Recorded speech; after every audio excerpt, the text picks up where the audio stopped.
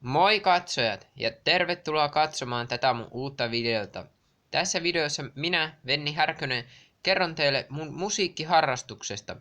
Mähän soitan ihan nokkahuilua ja on aiemmin hieman koskitinsoitintakin soittanut, mut en osaa toki nuotista sitä soittaa. Mut näytän tässä nyt seuraavaksi ihan havainnoillistakseni tämän nokkahuilu mikä mulla on, eli se on ihan tommonen tavallinen.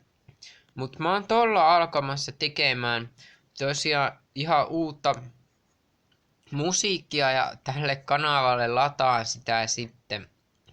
Ja noita musiikkeja mun on tarkoitus käyttää myös ihan eläinten kanava-animaatioissa, Laamahatu, Linnu ja Aasin myös. Ja ihan muissakin videoissa, missä noita tarvitsee. Et usein mulla suorista lähetyksistäkin puuttuu noita taustaääniä, niin tuolla pystyy tekemään.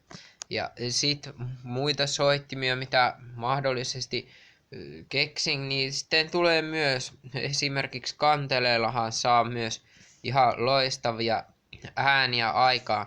Mut kiitoksia teille tämän videon katsomisesta. Ottakaa kanava tilaukseen ja tykätkää videosta ja kommentoikaa. Ehdottakaa myös soittimia, mistä haluatte kuulla soittoa. Ja kiitoksia ja nähdään seuraavassa videossa.